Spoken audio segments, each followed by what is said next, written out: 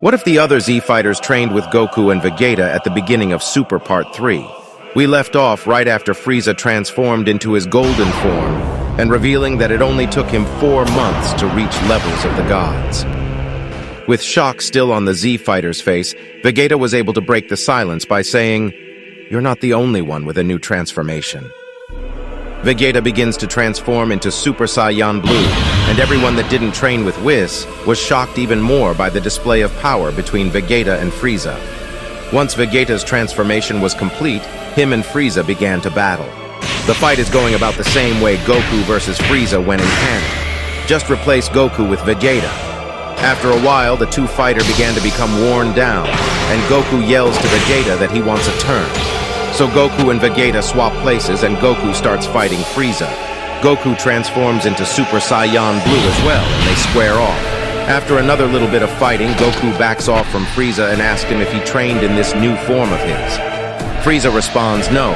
As soon as I unlocked this form, I came straight here to put an end to you monkeys." Goku says you should have mastered that form before you came here because you are running out of stamina.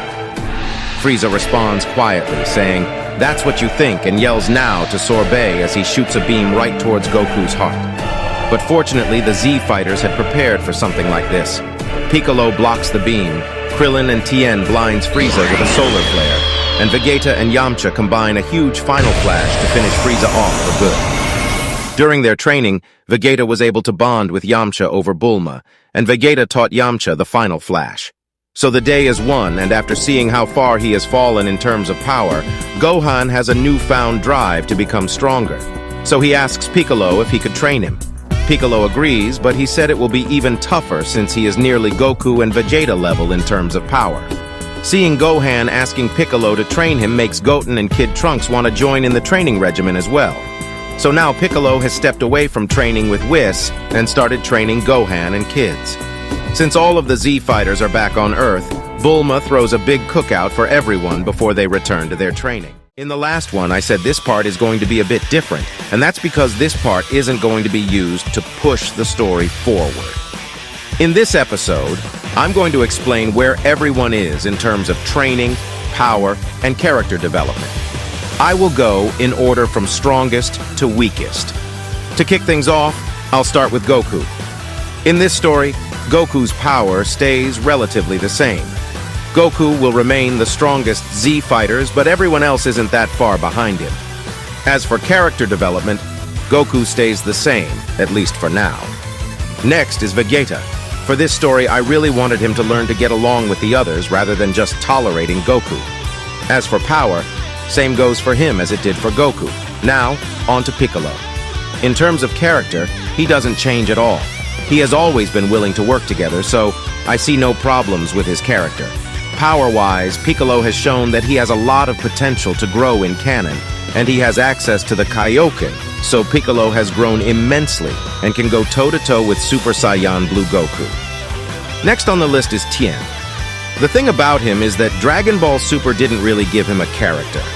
Other than him being serious all the time, Tien is a very static character in Super. So in my story, I'm going to still keep him the serious type, but also make him the strategist of the group.